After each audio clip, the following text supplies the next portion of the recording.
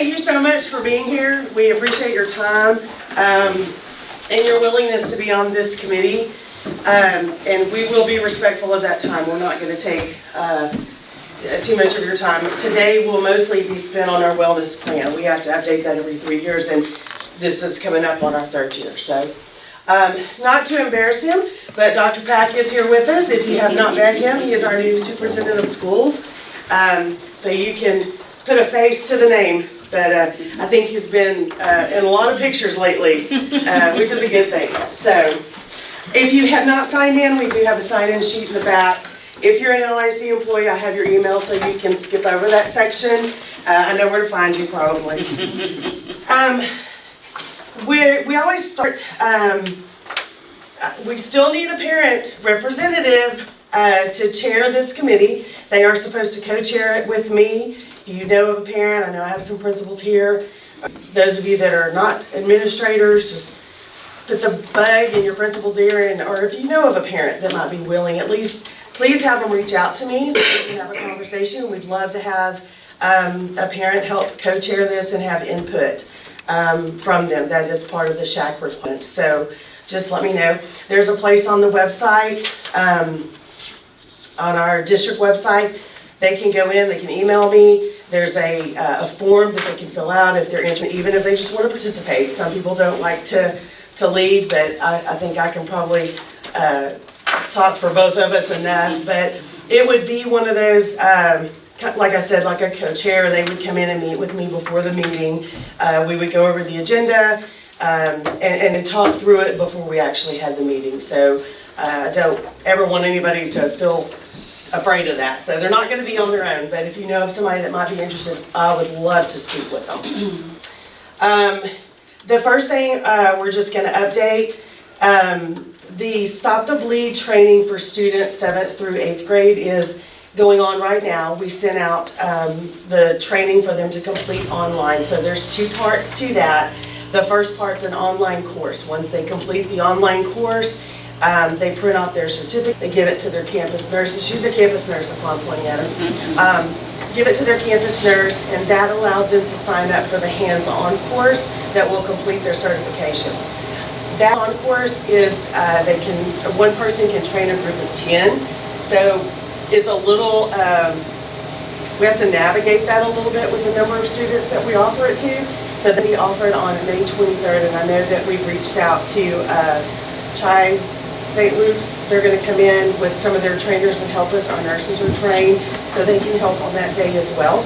It just kind of depends on how many units we have that are going to actually pursue the hands-on part to finalize that certification. And it is, it's not mandatory. We just have to offer it. You know, but we always encourage students. I know at high school, our health teachers have jumped on board. We've got some PE teachers at the elementaries that have kind of helped them complete the online course during school. So we definitely want them to be involved if that's something that they're interested in. So we also have just as a quick update, and I know the last time we spoke about it, we do have the new AEDs on campuses, as well as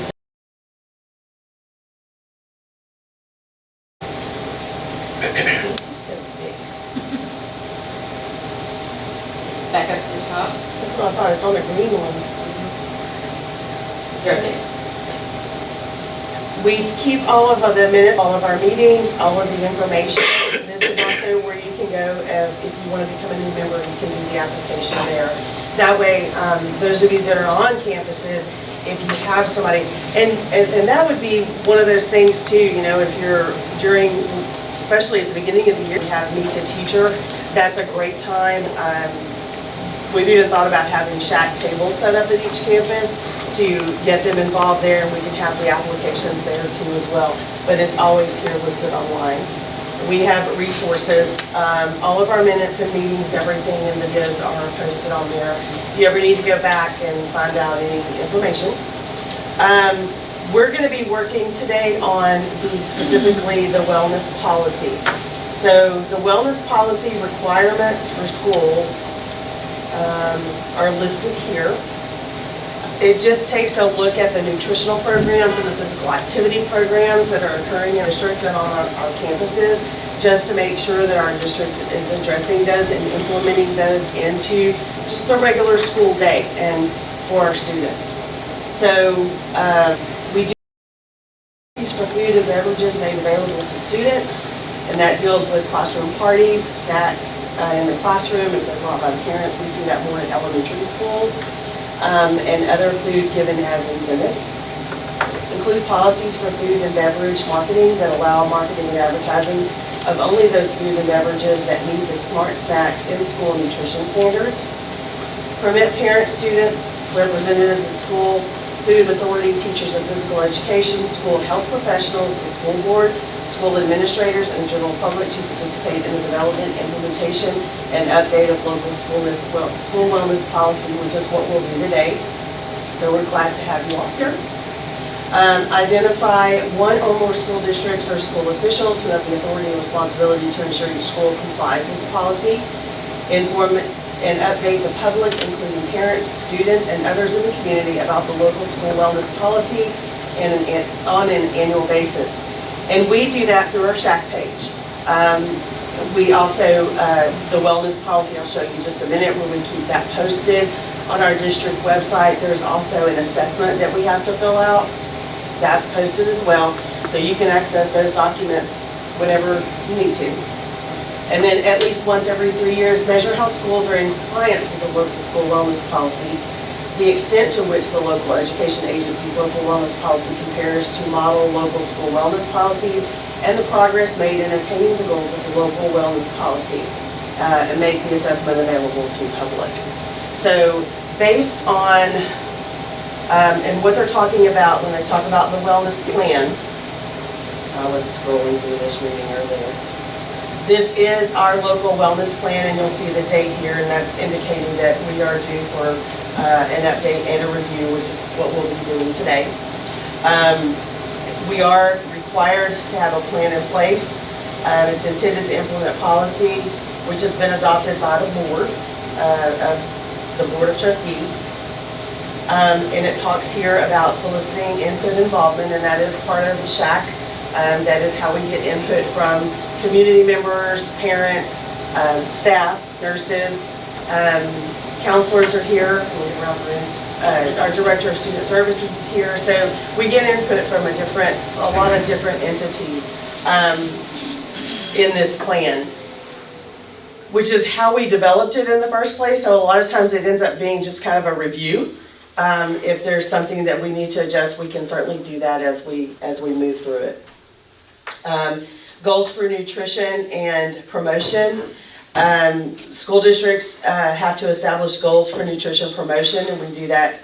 The SHAC monitors that by quarterly reports from the food service department on the number of student participants, comparison charts, and advertisements. And Ms. Yuski, it'll talk in here too about menu options. We did that at our last meeting, actually. She brought in some different menu options that we were able to kind of sample, and she had some time afterwards. I think, what was the committee? You had a committee meeting after that. I have a menus advisory committee. Yeah. So we had our SHAC meeting and were able to sample the menu items, and then I think we had a 30-minute break or an hour break. And then she followed up with her committee meeting. And so those are the different ways that we get input from the community and get SHAC involved in that. One of the things that we do need to would be a student representative. I would really like to see, and Ms. Yuski actually does have student representatives on her committee too as well, to get input from the students. I think that is a piece that we need to think about adding to SHAC. This is the way this policy is written. As we go through it, you'll see goals, you'll see objectives. The goal is, what do we want to accomplish based on what we're required to do in local schools, and then the objective is how we're going to accomplish that goal. So I think the quickest way to do that, I actually have a copy. You just take one and pass it around like this. I I actually have a copy of the wellness assessment tool, and this is a blank copy. The one that we have posted on our district website is the one from last year, and it is completed. And when we finish up today, we'll go back in. I'll go back through based on your input, and we will go back and fill out a new one that'll be posted as soon as it's updated. So the first goal is the district's food service staff, teachers, and other district personnel shall consistently promote healthy nutrition messages in cafeterias, classrooms, and other appropriate settings. We also have a roving chef at the elementaries. Do you want to talk just a little bit about that and how we promote? Roving chef, our district chef comes in and we pick a couple of students, or the teachers actually pick a couple of students, and he will come in and demonstrate either this past, I think he did it at your school, avocado, how to make salsa and avocado. Then we have pizza one, then we make biscuits, one at the Timber Creek or Creekside, one of the two. But the kids get involved of how to make something, how to bake something, and the chef shows them the proper way. It's just awesome little thing. And then he'll take and talk to them while things are baking or cooking. Hey, what do you like about this? We'll do a little. Hey, what do you think? A little survey. What do you think about your breakfast? How do you get them involved too, so we can make changes in the menus? So they help, but the kids love it. The kids love the avocado, guacamole, salsa stuff, and the biscuits. I never heard so many compliments. So we're gonna try next year ice cream. We're gonna have some pop-up roving chefs at the junior high and high school level next year, where we're just going to take, like for Chinese New Year's, we're gonna make egg rolls, or not egg rolls. What do you call those? It's egg rolls. Spring rolls. So we're just going to do it in the middle of the cafeteria and do a roving chef, just a pop-up one. So it's something that the kids can see that, hey, let's try it and see if you like it, and we'll put it on the menu. Okay.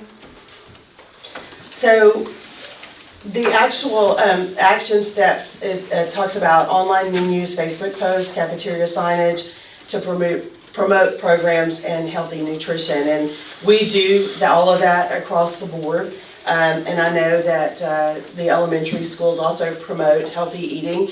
We are currently using the CATCH program, and that's more of a physical activity program, and I'll talk a little bit more about CATCH when we get to the physical activity piece of this.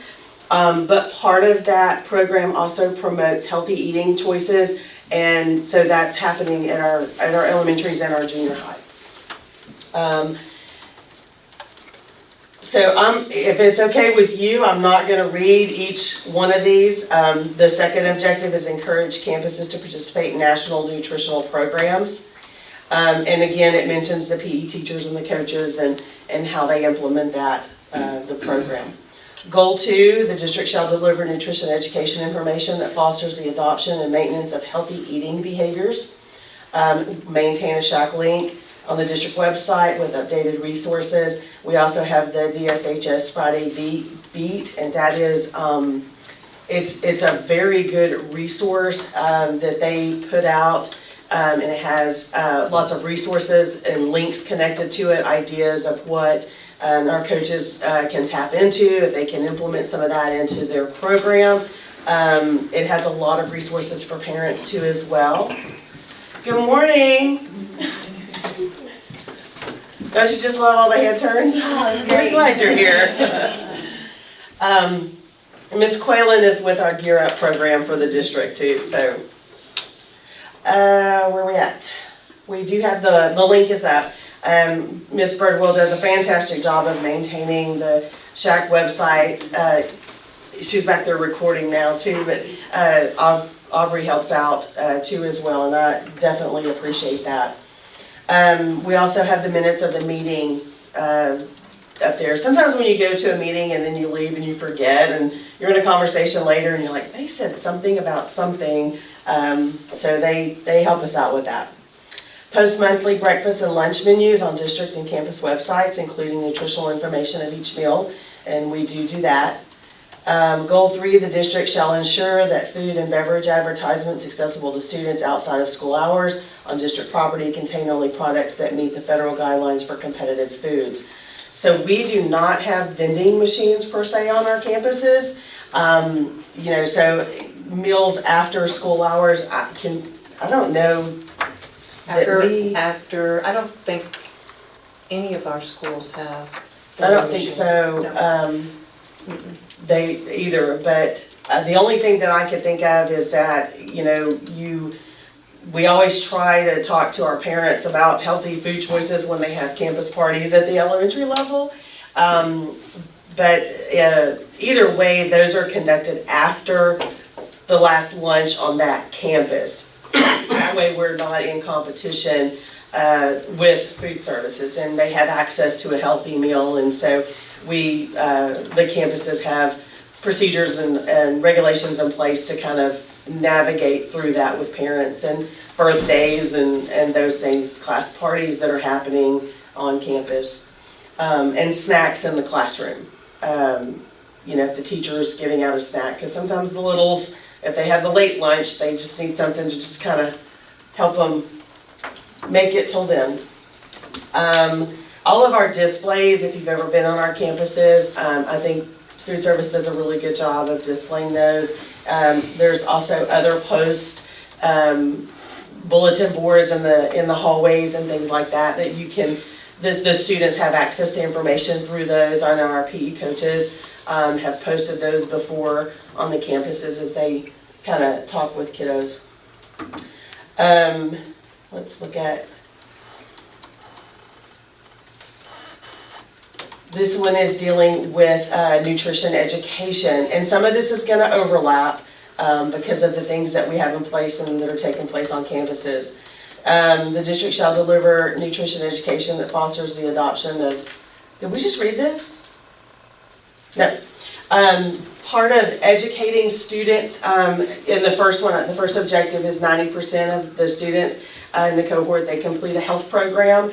It is required to be on their transcript when they graduate, and they get half a credit for that. So that's the first objective.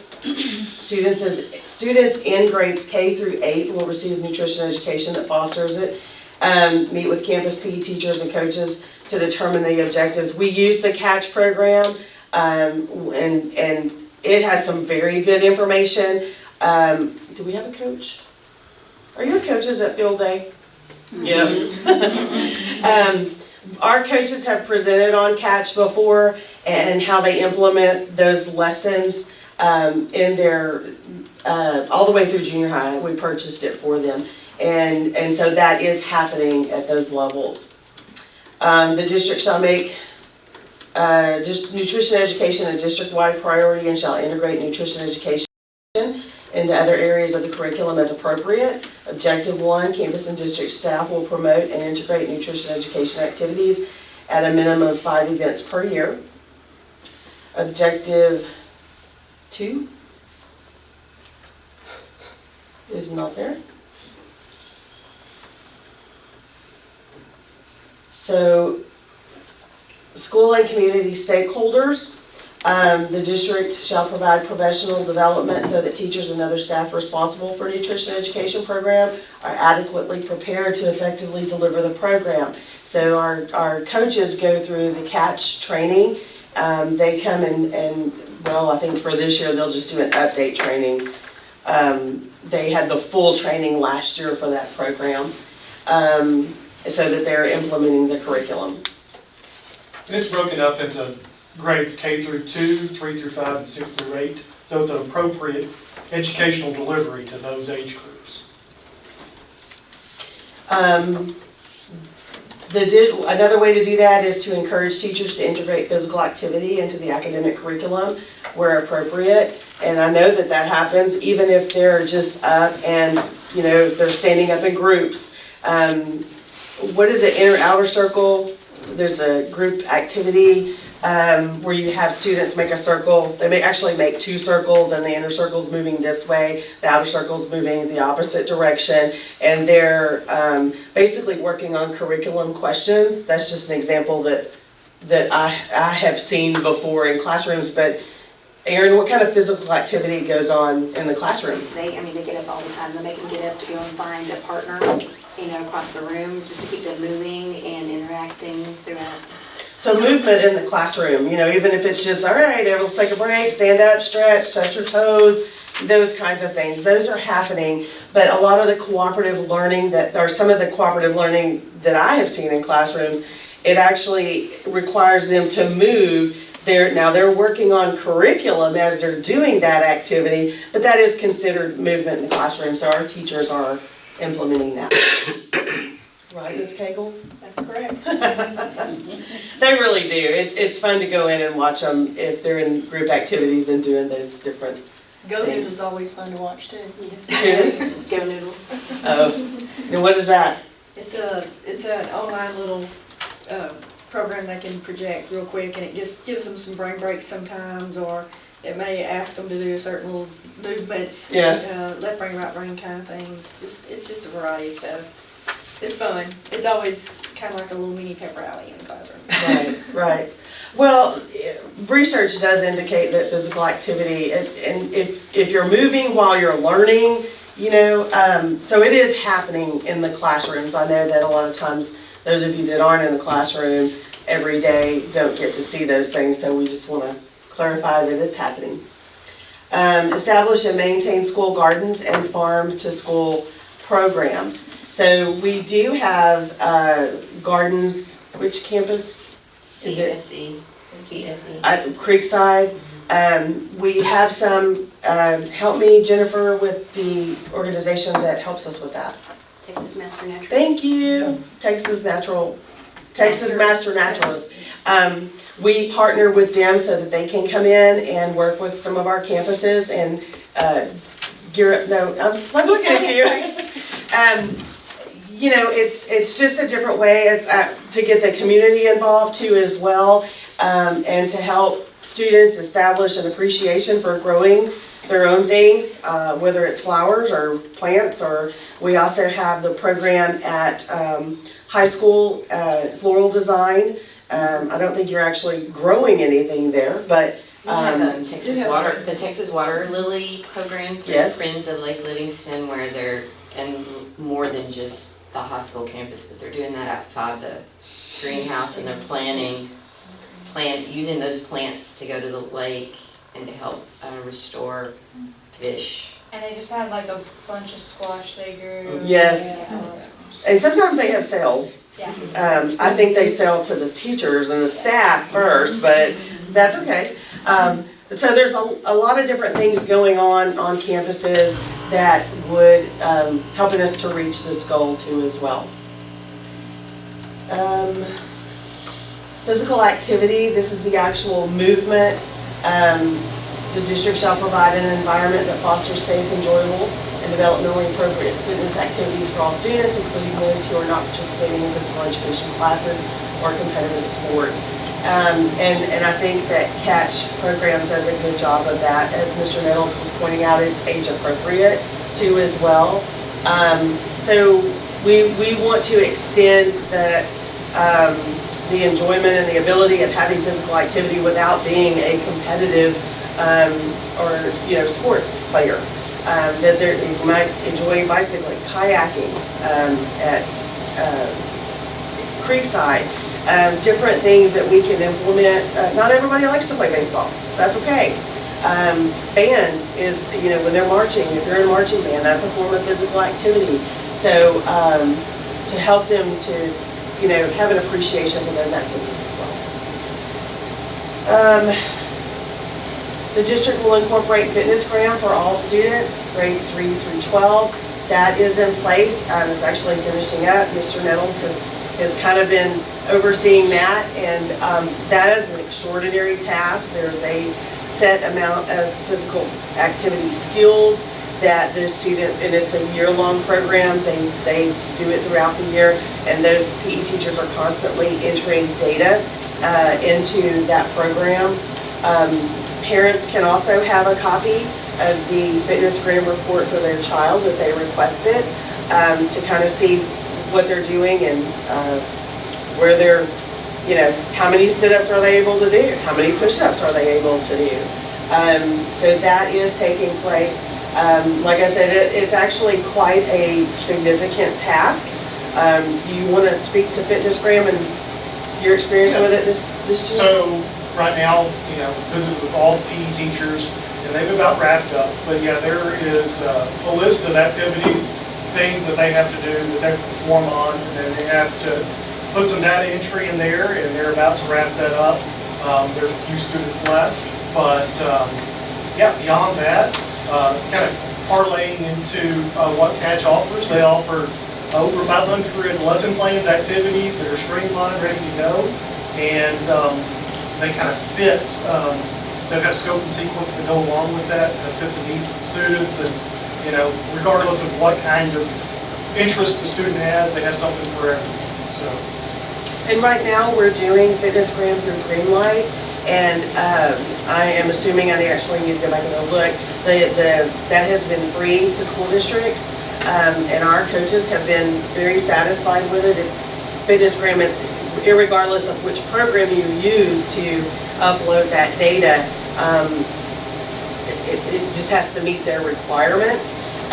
The one good thing about Greenlight is that we are not uploading it at a district level. Once the coaches input their data, Greenlight will transition that into the TEA report, because it is something that has to be reported, and so each school district will have a report of their FitnessGram results that are posted.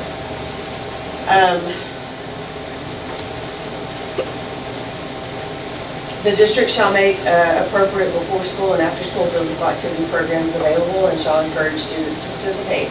So in our district, what that would probably look like was we have the Jingle Bell Run, our Best Buddies program.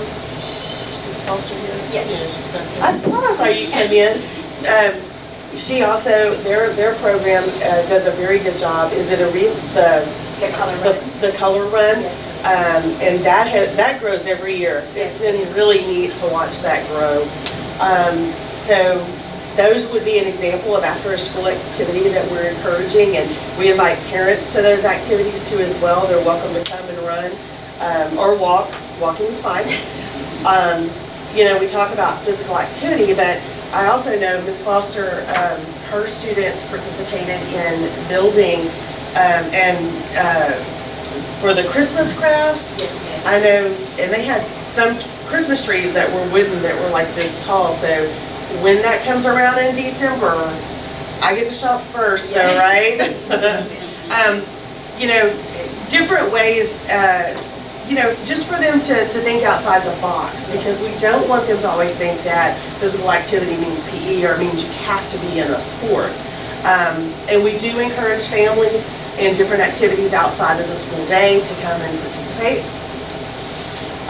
Determine a list of after-school community opportunities and promote the activities through appropriate campuses, examples, the Boys and Girls Club, Boy Scouts, Girl Scouts. We send out all that information to our students so that they know that they have access to it in our community, and those things are happening outside of school. I don't see anybody here from the Boy Scouts, Girl Scouts. I don't know what the participation rate is in those activities, but we just want kids to know what's available in their community to be part of it. District will promote wellness activities available to district employees in order to promote enjoyable lifelong physical activity for district employees and students. We promote different wellness activities. I know one year it was, what was the weight loss? Biggest Loser. Thank you. The Biggest Loser, that has happened on campuses. I know that just having representatives on the SHAC committee from each campus is part of that. We do want you to go back and talk to your staff about, and colleagues about healthy choices. Beyond that, what we've offered for to promote wellness between our staff is we have the vaccine clinics. I had a gentleman that just recently reached out to me. I think that's on our agenda. to do the health scans. They would come into the district and offer it to any employees that would be interested. Both of those programs go through our insurance, and so that's another help for our employees, and they're not having to leave Polk County and go out and have that done. So different activities like that to promote wellness for our staff. Doesn't junior high have staff basketball games and Oh, yeah. we volleyball have games and the volleyball kids and can- Volleyball, basketball. Yes. So those things are happening too as well. The district will consider local health and wellness business offerings, discounts for our employees. I know that the fitness center, Livingston Fitness Center gives a discount to our employees.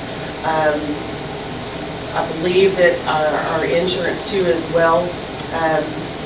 I'm speaking specifically to dental. But there are places in town that give discounts, to promote healthy activities, and we provide that to our staff and let them, make them aware of it if they would like to participate in them. Goal 5, the district shall encourage parents to support their children's participation to be active role models and to include physical activity and family events. So we have a newsletter too that goes out. The Friday Beat is always posted on the SHAC website. So if parents are truly looking for ideas and to do with their family and their students and become involved, those are listed there as well, along with the activities that we have going on our campuses. The district shall encourage students, parents, staff, and community members to use the district's recreational facilities such as tracks, playgrounds, and the like that are available outside of the school day. Implementing goals for other school-based activities. The district shall allow sufficient time for students to eat meals in cafeteria facilities that are clean, safe, and comfortable.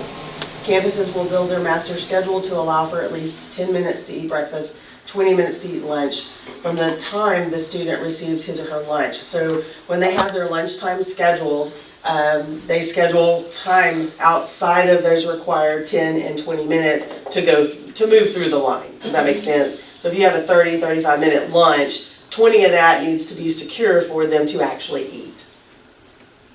You raising your hand? Oh, no, Okay. just scratching, sorry. So our schedules on all of our campuses reflect that time requirement.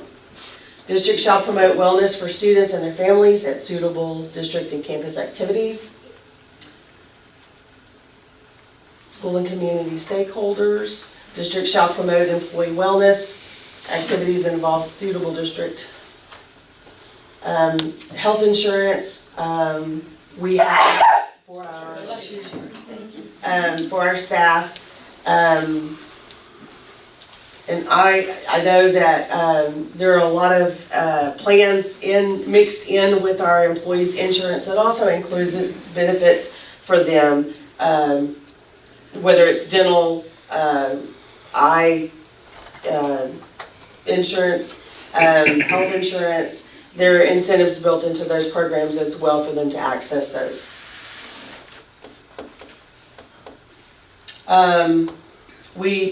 All district campuses participate in the U.S. Department of Ag's child nutrition programs, including the National School Lunch Program and the School Breakfast Program, and so those are free to our students to make sure. I know that food service has worked diligently to try to encourage eating breakfast at the secondary level. I believe that's been our probably our greatest challenge. They're busy socializing, so they're not interested in breakfast, and so we've moved from offering that breakfast through an actual service line to SHAC lunches. We've tried different. If you feel free to jump in. I have a breakfast cart now at the high school level, trying to increase that. We've only increased maybe two students. So, yeah, instead of walking all the way to the cafeteria, now they're just going to the cart. Kind of like a grab and go. Yes. Yeah. But our biggest struggle is the secondary schools. So. Like I said, they're busy socializing, so breakfast is not a top priority for them. So I do appreciate, food service and what they've tried to do and to try to address that to make it easier for them to access. Yes, ma'am? I have a question about food waste. So I see a lot of kids at the high school, they're required to take a fruit or whatever, and it goes right in the trash can. It's not that they're required, high school is not required to take all, they have to take 3 components. By law, we offer 5, they have to take 3. But if they just want the juice, because we're free, they have to take all 3. So they Okay. can't just buy the orange juice. So can we, but instead of those apples and oranges going into the trash can, can't we put like a basket or a cart where they can just put, if they don't want it, put it in there? We So that can, somebody that but wants an then- extra could But if have the it? apples and oranges, we'll have to wash them, and we can't get it back. Well, once it's sold to a student, we can't take it back. So, So I- but- And I understand what you're asking. saying. Yes. That makes sense, but Yes, there's a but- lot of health regulation rules and Yes. guidelines that we don't make, that they have to, like washing the apples, like, Once they're out there and the kids touch it, yeah. it's theirs. Like, we can't. yeah. Rules change at that point. At that point. Can you use it for like compost or something? After it leaves me the town, because that's happening in BIC in the classroom, breakfast in the classroom. We offer all the components to everyone. If the student doesn't want one item, they put it on the share table. Once it goes on the share table, the teachers can make applesauce, they can make whatever they want to. We have, and I don't mean to say this, but I know there's some teachers that are taking it home for their horses and stuff. So, but once it's out there and a student takes it and it's sold, I can't receive it back. Because that's double dipping on our money. What's the difference though of them if it's in a container and the kid's walking through and they're picking up an apple and they're putting it on their tray and then they're leaving? Because I can rewash those apples that are in there. That's what we do. But what happens though, I know I'm being argumentative because it just bothers me that all that food goes to waste. What happens if a kid picks up an apple and goes, I don't want that one? We take those apples and say, they're only allowed to touch ones. We usually have tongs. There's Okay. usually tongs out there. At the elementary for sure, I know, because that's my pet peeve. Don't touch the vegetables with your hands. We had to do it at junior high the other day. A young man grabbed a piece of lettuce off the counter and threw it back. We had to dispose that whole pan of lettuce in the trash. Okay. So it does get very well washed. They do have tongs and scoops. And scoops. That the kids, they do not touch the. So we're teaching etiquette alongside of Etiquette, yeah. providing meals. Yes, So, yes.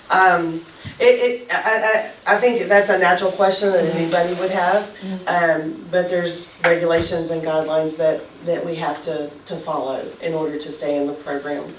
And so. The district will comply with federal requirements for reimbursable meals. Obviously, we are complying.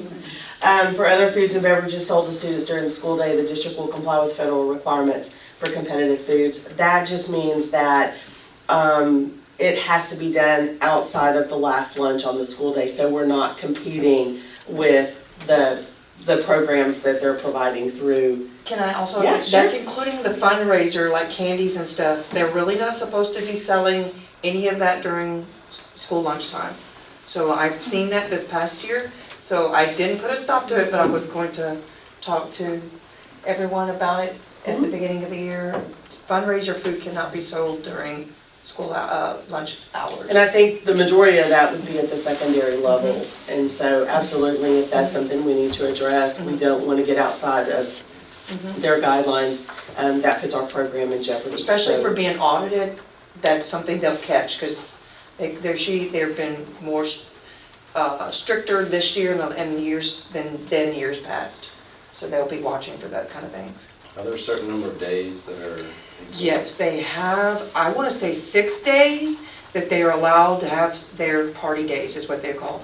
But I need to know what those party days are. If it's on those party days, sure, go ahead, but we need to know every campus what they considered party days.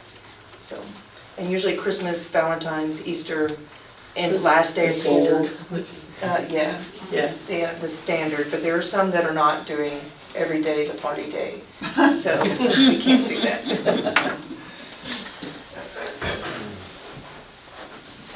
Exceptions for fundraisers. State rules adopted by the Texas Department of Agriculture allow an exemption to the smart snacks requirements for up to 6 days per year. So we are in compliance there. This is the part, and this is what we'll do after we've reviewed this. At least every 3 years as required by law, the district will measure and make available to the public the results of an assessment of the implementation of the district's wellness policy. This triennial assessment will evaluate the extent in which each campus is compliant with the wellness policy, the progress made in attaining the goals of the wellness policy, and the extent to which the wellness policy and plan compare with state and federally designated model policies. The SHAC will consider evidence-based strategies when setting and evaluating goals and measurable outcomes.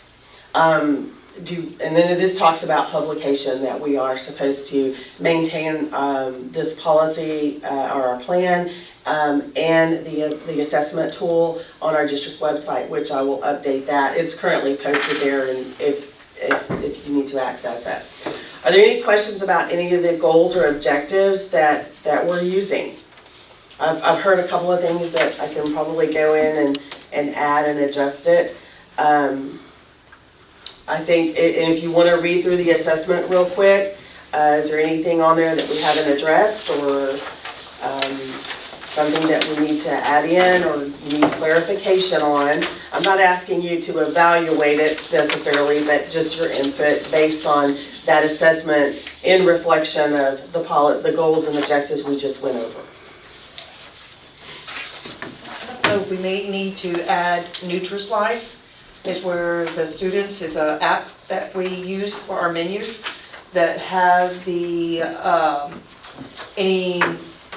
it also has health activities on it, but it also shows where if there's a student is alert, if what's in our food, gluten, eggs, wheat, milk, it also shows that it's an app.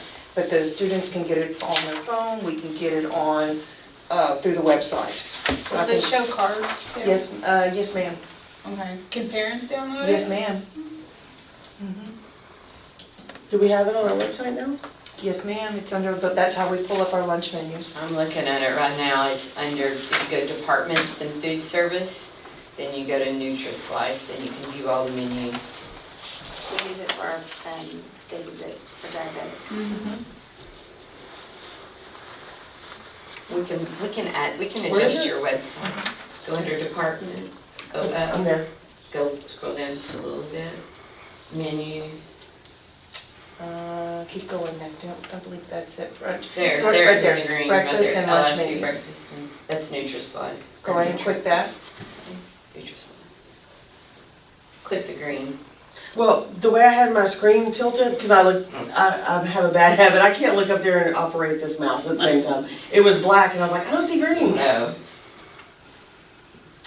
You view menus, and there's your menus. So if you have a student at Creekside, We can add And we something, wanna know what they're Debbie, having that for says lunch. something about that you're able to download it to your. So it has the card, but every little symbol there is wheat. And then you also can print out the menus. When you go to the print, you can delete, the parents can delete what, if it has cheese in it, it has eggs in it, it has whatever in it, so they can actually see exactly what they can eat that day. So. that's important too, because we do have students that have food allergies on campuses. And so parents can use that as a resource to go in and just look and see if there's something specific. I have a question about that. So like, let's say I downloaded that, for my kids at Timber Creek. Would I be able to see what she had for lunch? Because she can't tell me what she has. No, ma'am, Like, I what did you eat can't. today? She's That like, is I don't know. called, if you go on Lunch Money now, that you can get to that section. See what she actually And got. what she acts, yeah. Or you can call us and we can tell you exactly every day what she has. I don't even We'll know run a every day, report. but- Well, we can run a report on that. Where's she at, Timber Creek? Yeah. So yeah, That's Timber Creek's lunch menu. And she's saying if you go to lunch money now, can she go to can, breakfast, you can go to you your can child's get account your and see what she bought. Yes. But I think all it shows you is like, they got a tray, or they got chips or something. But It that's doesn't- what they got. Yeah, but it doesn't show you like she She ate shows the, that she's yeah. eating. Yes, okay, that's what you're asking. No, that we can't, no, I can't do that far, sorry. Are you spying? A little. I didn't know. I did that once. No, don't feel bad. I did that once. Or where their money's going. I did it today. That's really cool. We've been trying to Yeah. get it out every year. I say something, every function, hey, have y'all tried Nutri-Slice? Let me show you how. And so, yeah. Well, and ideally, we need more parents on this committee, you know. It's one of those things that, you know, word of mouth is Sometimes- quite effective. Sometimes it is hard, like, because if my kids were deciding if they're gonna take their lunch or they wanna know what we're having, sometimes it is hard for me to even find it, so could we possibly put like on the homepage, you know, where it says parent portal and all these things, could you put like lunch menu there so that it's easier for people to see? Because sometimes I have to dig around a Well, little see, bit to if find it. I just pulled it up on my phone. And it's right Like I there. go to the website. Yeah, well, and you can just, Diane, Diane, if you go to the front, like LucyNasty.com, bottom of the page, lunch menus, it's on there. and then But it's I Nutri-Slice app. You can get it, it's called a Nutri-Slice app, and it's free. You don't have to pay for it, and it's just download it to your phone, and hit your school, and your menus are there. Some are kind of funny about apps though. Yeah, I know, because they I'm don't always kind of wanna- weird about apps, okay. I mean, like, Yeah. Website. I do think, though, that it's important to get our parents used to going to the parent tab.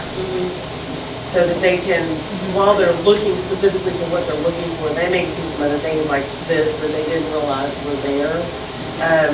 Because I've just in every district committee that I'm on, everybody's like, oh, can we put that? Can we put that? And eventually we have everything on that Yeah. one page.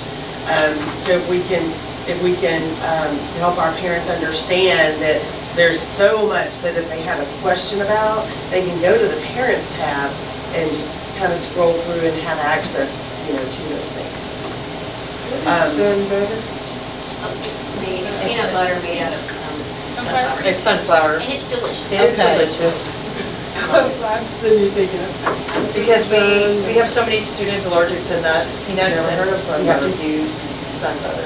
It's really good. It's really good. It really is good. I like it. I like it too. I'm allergic to peanuts, so I have I'm to. not, but I still love it. All right, any other questions about the objectives or? One thing that I would like to see if we can add to before the kids leave for school, in the catch program, they've got a sun care. We're going to head into summer school unless you teach kids why the importance of using sunscreen is important, they're not going to. I teach my kids, but that's the only reason they know. And so there's a curriculum built in.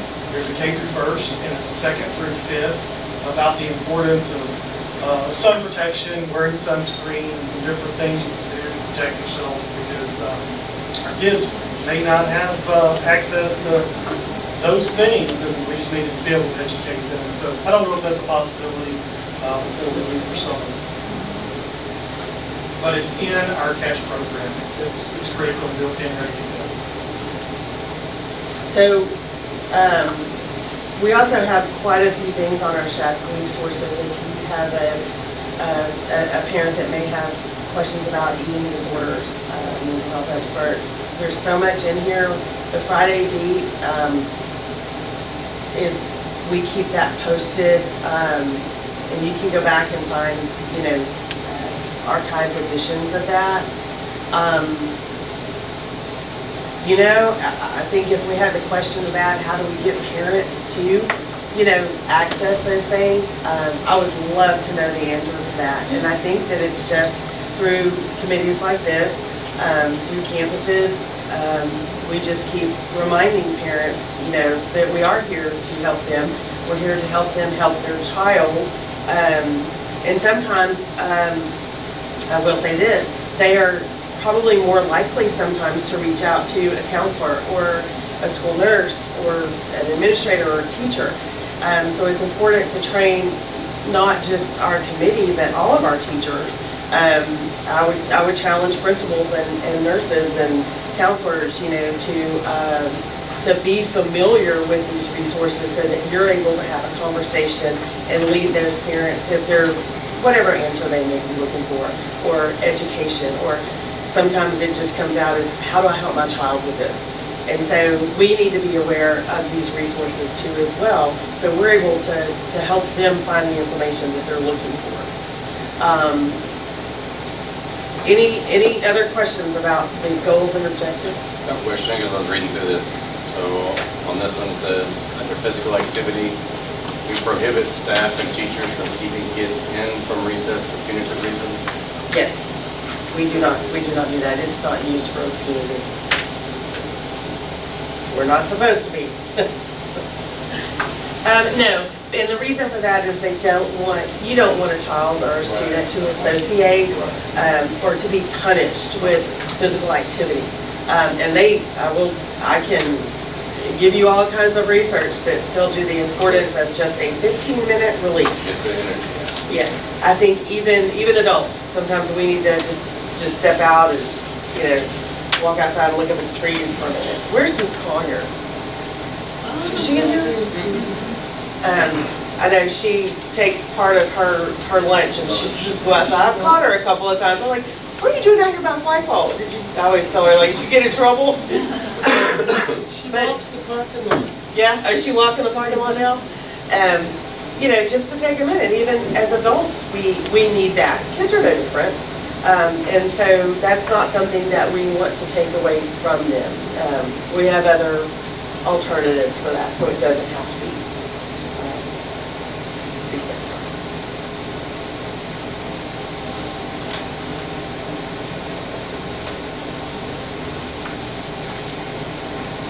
Any other questions? Yeah, let me get some. The last thing on our agenda is the LISD food allergy form for registration. And that is a new form. Ms. Yuski and I have probably pulled that up. Do you want to talk about it just for a minute and I'll try to pull it up? Yes. It's for the new packets that are going out for the allergies, or old and new, maybe it's just the new ones. Let's just try the new ones. But the reason why we're having this, every year we have to update the food and allergy. I need a 25-26 allergy report for my staff. So this helps us, the new report, when the parents go out and to the doctors or whatever, they'll say they're lactose intolerant. What is that telling me? They're allergic to milk. So what kind of milk? Are they allergic to ice cream, cheese, this, that, the other, anything that was made of milk? That's not giving us enough information, because then we're gonna put lactose intolerant, no dairy on their little screen, and the little babies are, well, I can have ice cream. Well, that's not what it says. We need to know, so this report should give us this. We just made a new one, I can't find it. Should give us a little bit more information. How far is this person? We do have a student, the new one that came in, I don't remember about eggs. How far? Is it everything? Because we cook everything with eggs. All of our bread is eggs. So is it just scrambled eggs, raw eggs? What kind of eggs? So that's why we're trying to get this one, the new form out. But I don't think the older ones have to redo the new ones. Now, if they're going to say, I'm going to go get another doctor's note, hand them the new one, okay? But I do need, for the high school, your nurses probably need to give me an updated ones of who, because their information is still on the screen. They can't have oranges, and that was probably back in elementary. They couldn't have oranges, and we still have it, and we're not serving them oranges. So. But I've already done my kids' registration for next year, and it was the old form. I was gonna say, should I be getting it? We just did it. We just did it. And I just sent it, and I can't find it in my emails. So anybody that's already done it is gonna be the wrong form. If they've registered now, yes. I don't know that it's been posted yet. We still require a doctor's note, right? Yes, I still need a doctor's note, a mother's note, hey, they're lactose intolerant, that I need proof that they're lactose intolerant. Now, we are modifying a lot of kids If they need weight gain, we are offering Boost. I think Creekside has 2 kids that we offer Boost to. We're offering, Weight loss? I'm just kidding. no. If they need any kind of help, if they need puree, if they need, just let us know. If we don't have it in paperwork, we're not gonna do it.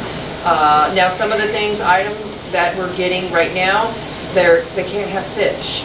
Well, we don't serve fish, but we still need to know that, just in case during Lent season, we offer fish. So those are the little things that we need to know. But the milk, the eggs, the gluten, how far? We will make that call if we need to. I think Miss Lily has made a couple of parent calls. How far are they? They can have just stuff that milk. Well, cheese is milk. Especially mom was so nervous, it's like our first graders or the kindergartners going through it, everything young kids. Well, I mean, one time they had a reaction to it. So. Exactly. I just need to know what the doctor says, not what the parents say.